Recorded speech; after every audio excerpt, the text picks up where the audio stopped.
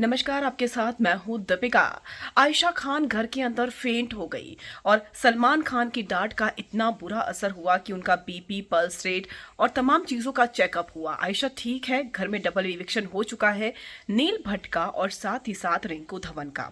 अब ऐसे में ये दोनों कंटेस्टेंट घर से बाहर तो हो गए हैं, लेकिन आयशा की तबीयत में भी सुधार की खबर सामने आई है। लेकिन इस दौरान जब आयशा बेहोश हो गई तो घर वाले खुद भी घबरा गए।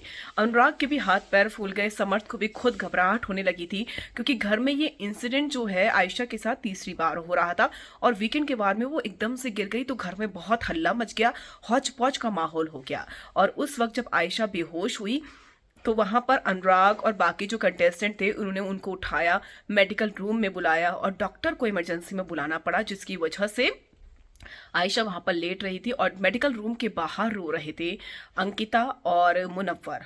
विकी भी साथ थे, लेकिन इन दोनों कंटेस्टेंट की आंखों में आंसू थे।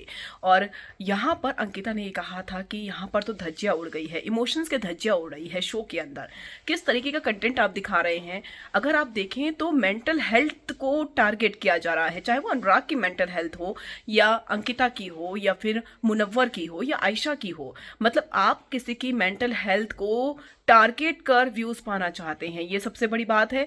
और यहाँ पर मुनव्वर भी रो रहे थे, मुनव्वर को ये लगा कि शायद ऐसा नहीं होगा, लेकिन बात बहुत ज़्यादा बढ़ गई थी और हौच पौच जिस तरीके से हो रही थी, हर कोई घबरा गया था। आयशा की तबीयत अब ठीक है और घर में जिस तरीके की अफरा तफरी मची थी उससे घर वालों के हाथ पैर भी ठंडे पड़ गए। और कहा यह जा रहा है कि आयशा फिर से घर में आ सकती है, क्योंकि घर में डबल इविक्शन हो चुका है। तो 3-3 इविक्शन तो नहीं होंगे, 28 को ग्रैंड फिनाले भी है।